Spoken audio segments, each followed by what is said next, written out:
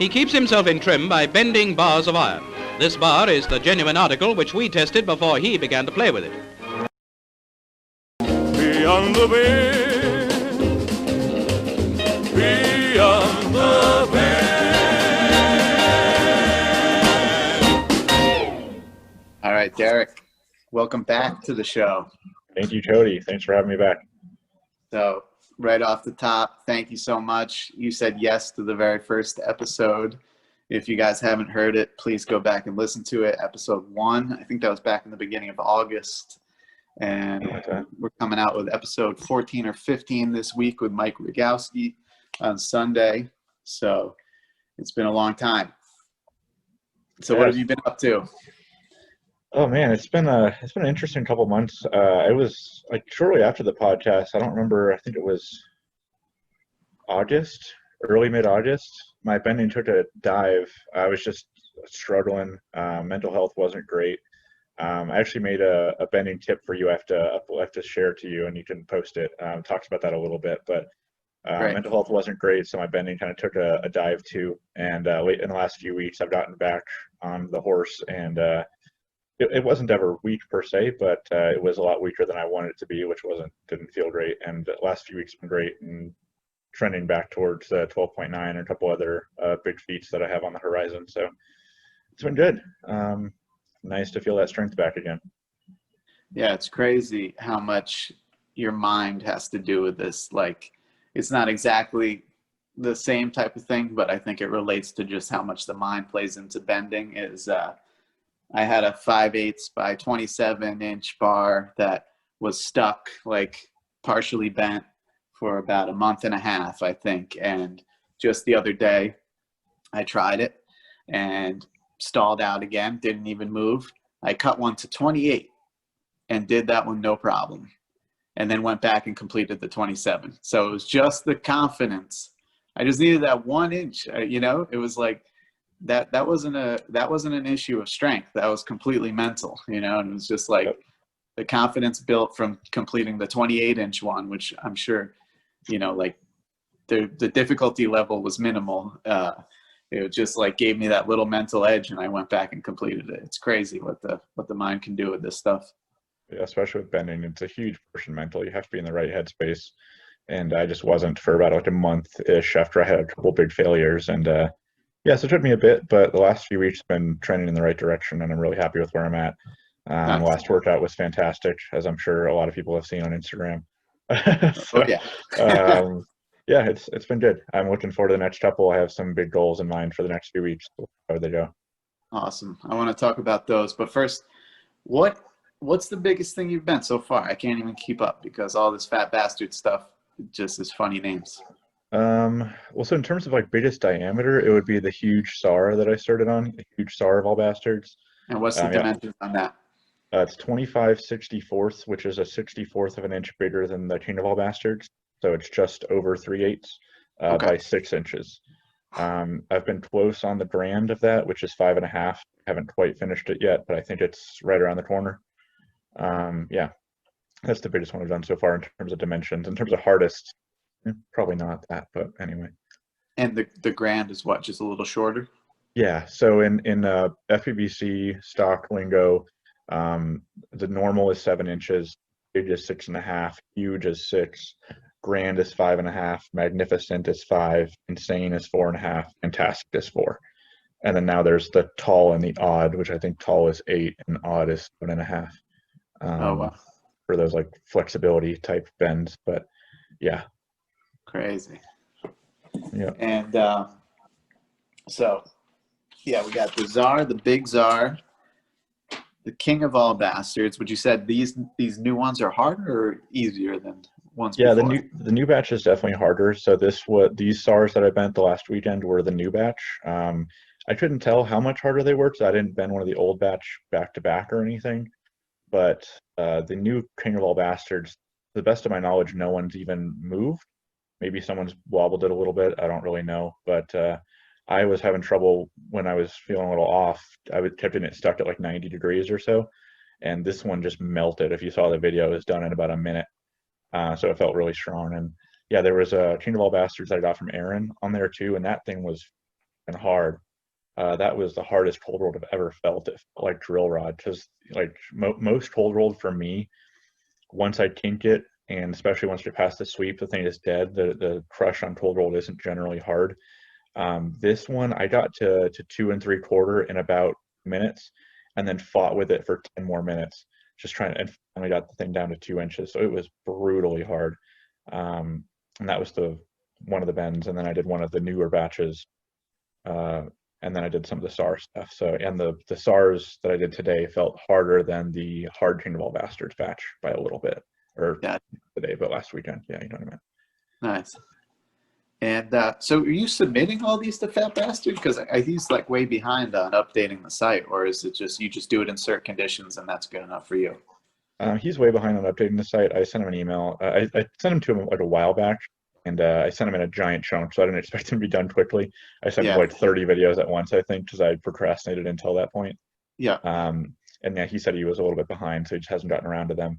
The newer ones obviously are just research, like rebending with harder stock. That's why a lot of them aren't wrapped on video, because I'm just, seeing how the harder stock feels. Gotcha. But all the like older videos, they're all just in his email inbox, and he's working through them. Yeah, he probably got swarmed in since COVID. Everybody just home bending stuff. Oh, I imagine he's gotten a lot of cert videos since then that he's still working on, besides my, couple dozen. Yeah. Yeah. I'm giving him leeway. I'm not at all in a rush to get it on the site, but nice. Yeah. So somewhere in there you bent a gold nail. You want to talk about that a little bit? Yeah, I keep meaning to go back and try that with pads, but my hands are just like not that super tolerant of thin pads. Yeah. At least right now, and I'm mostly focused on killing biggest steel. So I bent one in double leathers, and I have one that I bent like 20 degrees in single leathers, and I keep meaning to go back and try it with single leathers or BBWs, which are the Bender's Battlefield wraps. Yeah. I'm still a little ways away from cert conditions, just because again I'm not one to talking bend in small wraps, as Adam said. Yeah, so I bent one. They're not too hard. I just haven't gotten the pain tolerance or worked on building the pain tolerance up enough to cert on them yet. Yeah. And a couple Harito certs in there. What do you have to say about those? Oh man, I love Harito's site. It's awesome. I'm hoping to do the 12.9 this weekend. That's the goal, the big goal. So that's one that Alex has done that I haven't done, and I'm a little salty about that.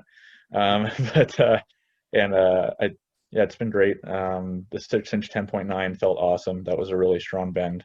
Feels about the same as a G8. And did a A2 bolt double underhand, which was a fun one.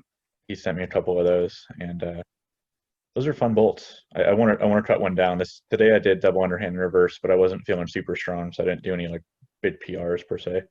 Nice. Yeah, your double underhand was crazy strong. I like seeing you mix it up. I love the double overhand, but a couple others thrown in there. Some brace stuff is cool too. Yeah, I have brace stuff in the garage, and I keep meaning to go back to that too, but I just haven't gotten back around to it. I did a bunch of braced, like, it was right shortly before I met my wife, so it was like 2 years ago. I think I'd gotten down to relatively short 3/4, like 3/4 by 38 or 37 was my best. Nice. And I was down to like 5/8 by 22, I think was my best. But I just haven't circled back to it since I got back into double overhand. So that's been a big priority, pushing the limits there. But eventually I want to go back to the brace because it's fun. I just have such a hard time balancing everything. Yeah. And especially when I'm trying to do double overhand once a week, and I don't have the intolerance to do anything by the time I do 4 or 5 double overhand bends. So eventually I'll get back into braced and doing more double under and reverse, but trying to figure out my workout plan right now. Yeah. You mentioned the guy Alex. What was he, a dude from Russia that certed on the Russia? 12.9? Yep. So is he like your only competitor right now as far as like big stuff, or would you even consider him a competitor? Oh, he's definitely a competitor. I mean, he's done a couple of things that I haven't. I think I've done more that he hasn't than the opposite way, but he's very, very strong. And I'd say, to be honest, he's my only competitor in terms of double overhand bending, at least. Like, there's a few others that are probably closer to the gold nail cert than I am, just because they focus more on those smaller wrap stuff. But I don't think they could touch me in double pads. I think I don't even remember all the names, but there's like 4 or 5 that are closer than I am for sure on the gold. I think they could even come close to me on double pad stuff. Yeah. So yeah, the short answer is me and Alex are in a realm of our own at this point, I'd say. Nice. And I mean, this kind of brings me to the next thing I wanted to talk about. There was a post today on Steel Shredder about Gaza. I'm too new of a bender to really know the backstory of this person, but I hear the name brought up, and you've mentioned in some of your bend videos referencing some stuff he's done or supposedly done. So are you chasing Gaza? What is the deal with Gaza?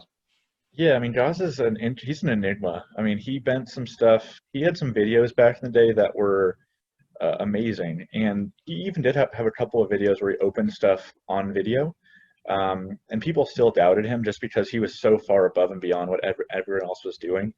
And then later on, and I think this was after I left the grip community, he started posting about some bends he did without any photo proof, video proof, anything proof, and stuff that people just couldn't believe. And for me, it's hard to say if he just had gotten so sick of everyone doubting him that he just said, "Fuck it, I'm out," and just stopped posting videos, or if he was full of shit. And I don't know, and no one does. That's the sad thing. And a lot of his videos he took down because I don't know if it was frustration. I was never super close to Gaza. Aaron was a lot closer to him than I was. So I can ask him and see if he knows more.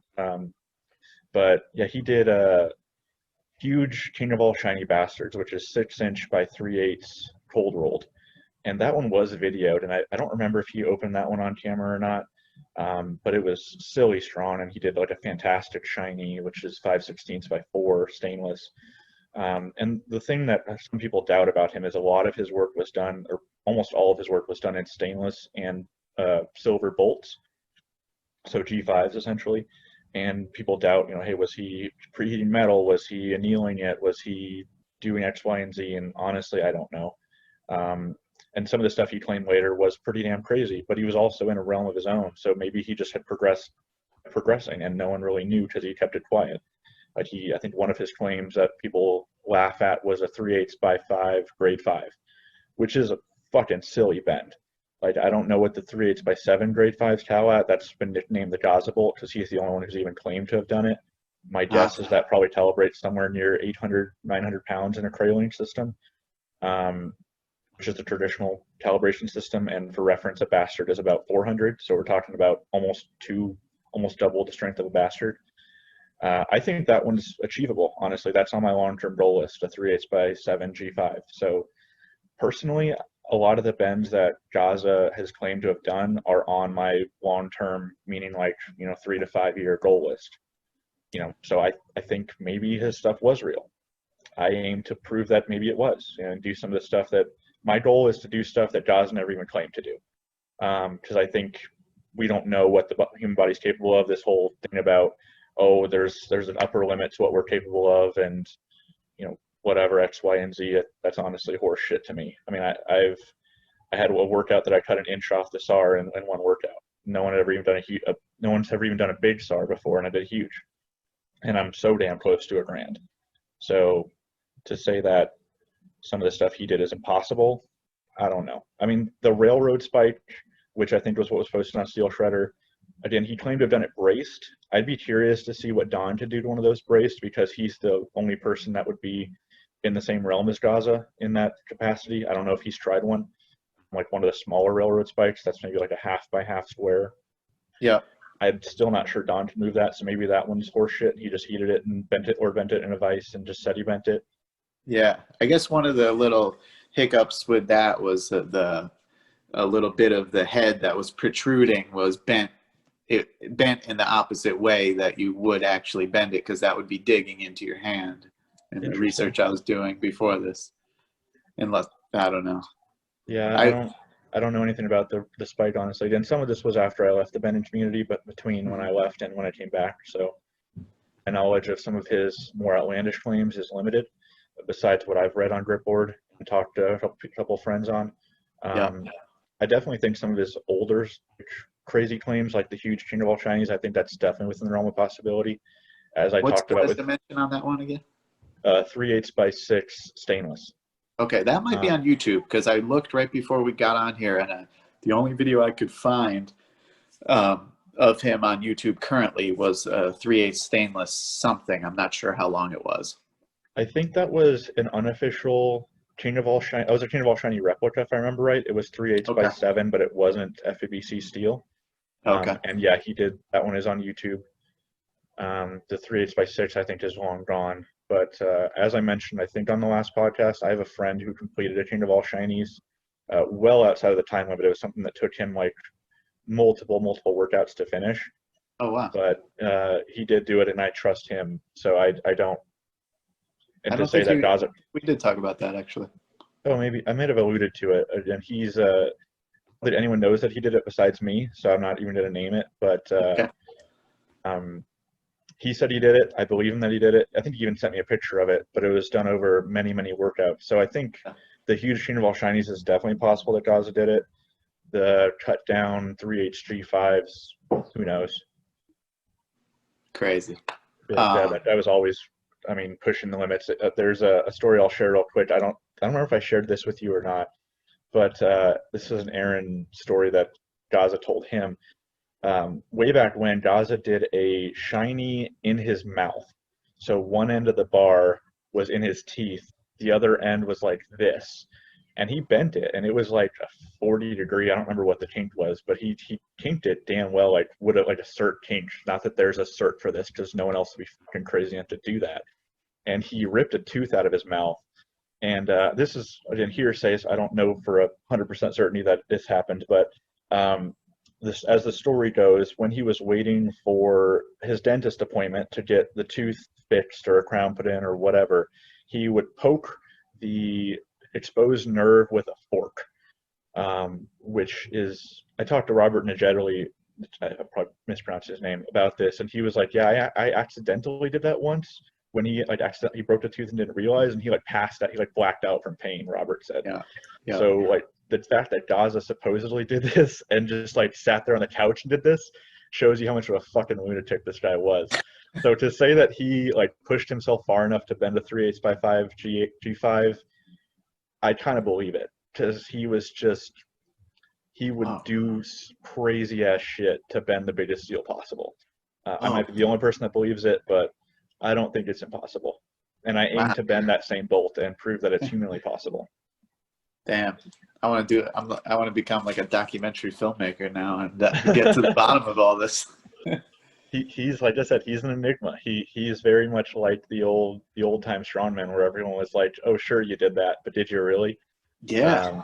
So who knows? We'll never know, and that's the crazy part. I wish he would have, done one where he opened it on camera and all this other shit to prove that he did it. But maybe I'll get him on here. Track if him you down. can track him down, please do. Like that guy is fascinating. Yeah. Yeah. He was like he worked in like the, I don't know, lane bricks or something. So he had a ton of natural strength and then continued bending. So who knows? That's interesting, man. Yep. All right. So I recently had a guest on the pod that spoke about some double pad bending, which you're elite at. Hashtag elbow drive. Yeah. So what do you have to say for double pads? I mean, I've always liked double pads. I think I don't think that pain should be your governor when you're talking about bending, because I just knocked on wood. I think we were talking about this right before the episode. I've never had a big injury. My biggest injury is hand based, with holes in my hand. So if I do more single pad bending, this is just going to get worse. Double pad bending, it's relatively fine. I can do it with 4 or 5 bends before it starts tearing and bleeding all over my wraps. And I think the extra padding just helps you to, it is gaining more leverage, honestly, and it's gaining more comfort in the kink and exerting more pressure through the steel. So, I'm of the opinion that if you want to bend the biggest steel, you need bigger wraps. There is a point in my opinion where there's diminishing returns. Like I've experimented with the BBWs, which are the giant big thick Corduros that are like probably twice the size of IM pads with leathers on the outside, and they just seem too big for me. Some people do that, but yeah, you can't just keep getting at some point it becomes like this gigantic cumbersome thing. In my opinion, the sweet spot's about 1.5 inches. wrapped around a bar, so like 1.5 inch diameter for me. Some people do a little bit bigger, but yeah, it's protecting your hands. It's helping you exert a little more force, and ultimately, in the end, when you're finishing the bar, you have to take off the doubles, and you have to. And I go down to crush pads and stuff. So it still requires a lot of strength and pain tolerance. Obviously, I've said on my videos before, just talking shit to various people, like, if you think you can bend what I bend, I'll send you my wraps. I'll mail you my wraps. You mail them back to me, please, and see if you can bend the same stuff I do. There's nothing any special to them. We talked about it on the first episode, but you cut your own wraps, right? You just get stuff from a tanner. Yeah, it's just leather I bought from. Why am I blanking on the name of it now? It's a leather chain, and I just bought a sheet and cut it up all there. They're a couple various sizes, and just chalked the hell out of them. There's probably pounds of chalk in those, or that at least have gone through them. So that helps with a little. Yeah, those things started brown. Like, I should show you a picture of the. I still have pairs of the ones that haven't been caked up yet, because I still am using some of my original ones. I'll post a picture and show you the difference. It's shocking. You would think those like gray suede. That's brown leather. That's wild. So yeah, short answer is I like double wraps. I still do bending in smaller wraps, and honestly, it transfers. Like, Adam's biggest point was that if you get so strong at these double pads that you can't bend stuff in double underhand, reverse, single wraps, I think that's horseshit. In the nicest way possible. Like, I've done almost all of my bending in double pads and double overhand for the last 11 months since I got back into bending. I've done very few sessions in single wraps, and the other day I did this was a couple weeks ago. I did a 5.5 inch edge-in bolt, which is 5/16 by 5.5, grade 5. It was a linear S variety, which looks kind of like those S's we used to draw in middle school, if you're my age. And that's like one of the hardest varieties of edge-in, so it's way harder than the one that Aaron's the first one to have done in doubles, and did that in BBWs, which are again those long corduras, so single wraps. And some would say those are just as hard, if not harder, than single leathers. And same with double underhand. Until recently, I've done very little double underhand. I think I've done 5 sessions total in the last year. I did a big bastard double underhand. So it's not like I'm working on that. That's just strength that's coming from me bending in double overhand. Same with reverse. Reverse, I did a 5 inch grade 5 this morning, and I've done decent sized quarter square in reverse. I haven't done a bastard yet, but I haven't really tried that hard. And all that strength that's coming from double overhand bending. Yeah. When you say you came back to bending, you were doing all kinds, like, I've looked at your YouTube page a whole bunch, and you used to kind of mix it up quite a bit. So what made you decide to come back to bending and chase after double overhand as much as you have been? Honestly, I don't know. I just got back into bending. It was November-ish of last year. I had some stock that I still had from 2010 or whatever year that what the various stock I had was, and bought leather and decided to start bending, and just got into double overhand. Never really looked back. My first workout, I did a bastard and a big bastard, and the next workout, I think I cut the bastard down to like grand, which is 5.5, and did some like shiny and stuff, and just felt natural. I felt like I was back at home. That was always the style that I loved the most, even though I used to do a lot more grip and braced and stuff like that. So it's just where I felt most strong, and I quickly progressed. And then I realized I was close to, I think one of the things that made me just focus solely on that was I immediately, or relatively quickly, within like a couple months, was right on Aaron's tail for the best bends he had ever done. Aaron Corcoran, and he was the greatest back in the day, besides Gaza, if you want to consider Gaza's bends. Wow. So I think just immediately being that strong, or relatively quickly being that strong, and realizing that if I kept going, I could bend some stuff that no one had ever bent, and here we are. It's awesome. How about you touched on injuries, and I kind of have a theory about this, but have you suffered major injuries in other stuff, or you pretty much just been good as far as injury goes? Like, did you play football in high school, or anything like that, or skateboarding, this and that? I just feel Um, like some people are more prone to injuries and some aren't. the only injury I've really had, I've never had, knock on all the wood, I've never had a tear. I've never had much of broken bones. Besides, I think I told the story on the last podcast of my two broken pinky toes when I dropped a 2.5 inch deadlift at Backyard Bastard Bash. Yep. So those are the only broken bones I've had. I sprained both ankles doing some dumb shit when I was bouldering out in California. That was a funny story. But that's really the only like bad Interesting. injury I've had.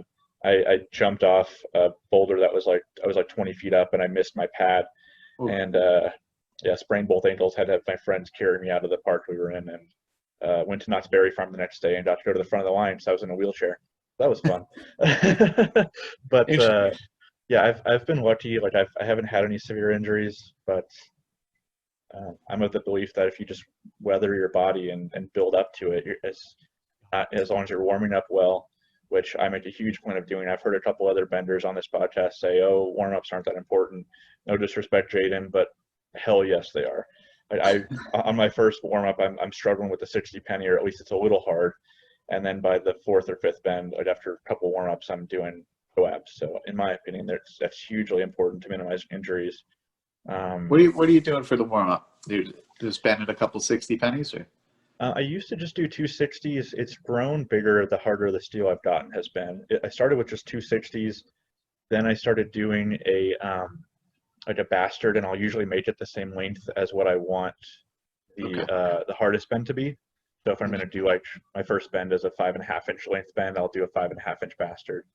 And then the last couple of weeks I've been doing an edge in too, just to get myself like fully up to bending something relatively hard, because an edge in is still 20-ish% off of my best bending, maybe a little further. So that's a good last warm up. Then I go into the heavy bends. Nice. And I'll do those in more minimal padding. I'll usually do them in either single leathers or the BBW wraps. Interesting. Yeah.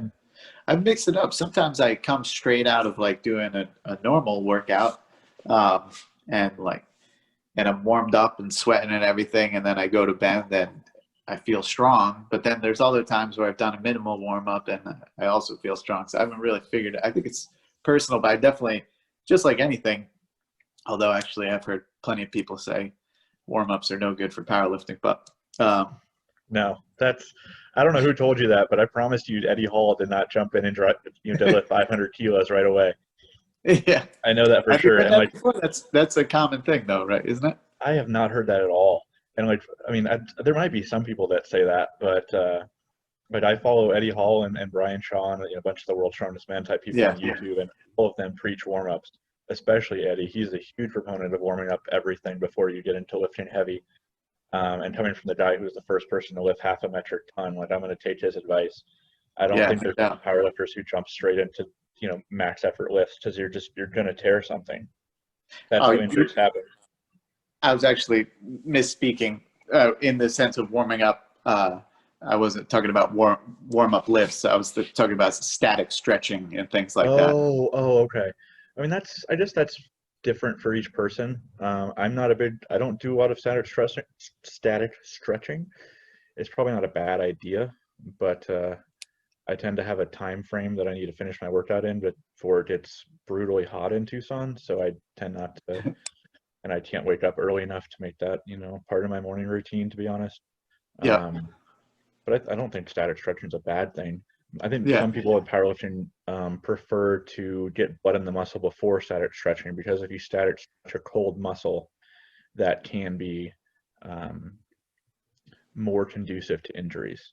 So what I mean is they'll do some lightweight movements where they'll squat body weight or something and then stretch their legs, or squat with the bar a couple of times, then stretch their legs, that sort of thing.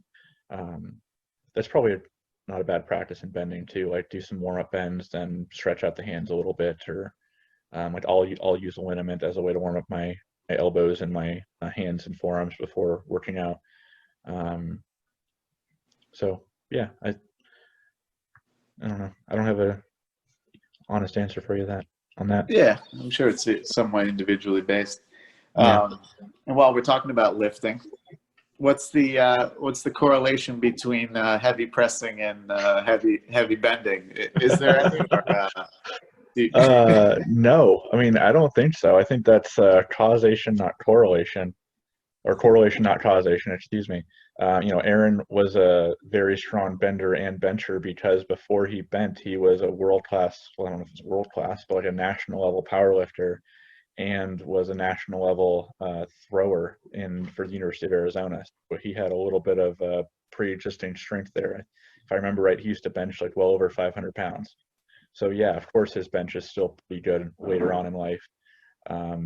Tommy might be similar. I don't really know Tommy well enough to speak on that, but as we were talking before the podcast, Don, as far as I know, doesn't do any pressing. He talked about doing isometrics in his podcast episode, even though I think Adam referenced him as one of the people who does heavy pressing.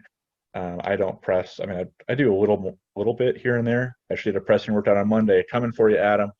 But it was like super light. Just like I think there's some correlation, and I think, to be honest, part of the reason I've come back so strong is because in the interim I did heavy powerlifting and I got up to 1,100 pound total, which isn't great, but it's better than I was doing when I was 16, when I was like 150 pounds back then. So I think a lot of the muscle buildup from that has transferred to some extent.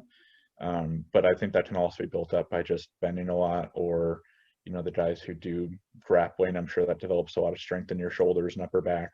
And for me, at least what I feel more sore in after a heavy bending session is upper back, especially close to the spine. So that's not bench, that's not press. I mean, you build those muscles for your bench, but that's not, if you bench heavy, you're not going to feel sore in your upper back generally. And I don't think those muscles are connected necessarily. And also, the heavier you bench, in general, the bigger your chest and shoulders get, which impedes flexibility. That was one of Aaron's biggest problems in terms of his heavy bending, was he had such big biceps and shoulders that he had trouble getting the bar as high up as I do. He always said he was jealous of how I could kink stuff that was like 8 inches, because he would struggle at 7 inches just getting the bar under his chin, because his chest and shoulders and biceps have been so built up from powerlifting and throwing. So I'd say, if anything, it could be the opposite. Like I think I mentioned in one of my videos this last week, Julius Mattich couldn't touch me in bending. There's no way he could, partially because he would be way the hell down here trying to use all wrist drive, and I would never bench 700 pounds, much less 800. So he'll stay in his lane, I'll stay in mine. We'll both be happy. He'll never know I existed, and that's fine. So what about, as we wrap up here, what are some of the things you're working for? You going 12-9 this weekend, hopefully? 12-9 is a big goal this weekend. Partially because that's a cash spend. Thank you, Jan. Right. I think, see, what are a couple other big goals? I want to get Duke of all shinies, which is 11/32 by 7 stainless. That's not even on the FBBC site. Aaron did something similar way back when. He's the only one that I know of that's done 11/32 by 7 stainless. King of all hexes is on that list for sure. That's 3/8 by 7 hex deal. Partially because on the FBC site it says, "Can it be done?" And I've already wobbled one. That was when I wasn't as strong in kink as I am now. So I think that's within the realm of possibility in the next probably 6 months, maybe sooner. Yeah, the goal list is long, but those are some of the bigger ones. Nice. All right, man. Well, anything else you want to get into before we wrap it up? I don't think so. I have a bending tip that I have a video of. I'm sorry I've been procrastinating that to you, but I'll upload that right now. About getting the kink done, because I think that's something that a lot of people say I have the strongest of. Yep. And yeah, thanks. I'm still listening to the podcast. Thanks for it. It's been awesome. I think it's blown up a lot more than we thought it would on the first episode. So that's great. I'm glad you're gonna have a contest to do it. And if anyone has anything fun to try for a head-to-head versus me, I'm totally down. I don't know what that would be, because like I said, kind of the only person in my realm for fat pad double overhand is Alex. But I would be down to do like a double under, or one of the things I was thinking about was people seem to be posting this double 60 penny bend a lot lately, and so I was thinking that we could do like most double 60 pennies bent, and it would be me versus 2 people, see who can bend the most in like 5 minutes of those pairs. I think that could be fun. I haven't even done that bend, but I don't imagine it'd be too hard. Not to talk shit, but just saying. Yeah. I just haven't You haven't done gotten too around to many doing. multiple unit I, I bends, for lack I of a better don't term. do that. I didn't do that way back when. I'm debating trying it now just because it seems to be a popular thing. I kind of want to see if I can do like two quarter by 6 G8s because I think that would be fucking awesome, and that's well above a 60 penny. Yeah, Um, I just just did a G8 and a 60 penny taped together braced, and that was a hell of a fight. So I can't even imagine double overhanding two of them. But if yeah, I'm sure you could do it. I'm not sure if that'd be. I don't know how hard that would be, but if in theory it's a little less than double of what the bend itself is, 260 or two 6-inch G8s, I think would fall a little above, probably around the same realm as like a 6-inch big G8, to be honest. So I think it should be doable, but I need to go to Ace and get some of the smaller bolts because honestly, right now I don't have any quarter-inch bolts in my collection. All right. They're all 5/16s and 3/8. Yeah. Um, Yeah. but yeah, Well, do it. I think multiple bends will be fun. So if anyone has a challenge that they want to do either two people against me or like something, wraps touching against Adam, that'd be fun. So All right. if someone's interested, let me know. I'm totally down. That's an Cool, awesome man. idea. Thanks for continuing to help grow the bending community, buddy. Yeah, yeah. I'm hoping a lot of these crazy British guys that enjoy snapping red nails. So this is already developing into. I think we're gonna have a bracket for that. Oh A damn. six-person bracket or something like that. Yeah, I need to And try then, snapping at some point. I am not good at that. and then I also got another one, two recent Iron Mine red nail certifiers. Going to go head to head on a cert condition red nail on the show. And yeah, that's just some more content that's going to be dropping along with these, where I'm going to be having guests back on for like a little catch up to see what people have been up to, because a lot of the guys like yourself are still very active, and I want to make sure people are up to speed with the stuff you're doing. Not everybody's on Instagram, not everybody's following YouTube and everything. So, and yeah, guys. So, what's your Instagram, Derek? It's DerekGraybill.steelbending. The other thing I was going to throw out, and I mentioned this on the tips thing. You and I have talked about this a little bit. I've debated going into bending coaching. If anyone's interested, I'm totally down to do coaching. I'll try to make the rate pretty reasonable, like one-on-one coaching or like just planning. So yeah, I'm thinking about that. I'm just trying to figure out how to platform it. If anyone's interested, hit me up on Instagram, DerekGraybill.steelbending. Oh, and I had a real quick story. Sorry to make this long, but Right. I remember you always asked that question, like, what's the funniest reaction someone had to steel bending? And I thought of a much better answer after I answered it the first time. So when I went to Tandy Leather, that's the name of it, just popped in my head, to cut my wraps. I did it in a little room where they have like lots of crafting materials and stuff, and they're like, and I'm cutting them into like even strips, and they're like, "What are you making these for?" And I'm like, "Oh, I'm bending steel." And I showed them a video, and they're like, "That's crazy." And I was like, "Yeah, is that the weirdest thing you've had someone come in here for cutting leather?" And they're like, "Well, not really. Someone came in here to make a gimp suit." Which, if you don't know what that is, don't Google it. But that was the funniest reaction I had to someone talking about the steel bending, was someone going, "Well, at least you're not making a gimp suit. It's just being used for bending metal." That's great. With that, that's all I have for this episode, unless you have more. Nah, man, that's it. All right, we'll talk to you soon. Thanks so much, Derek. All right, happy bending, everybody. Bye.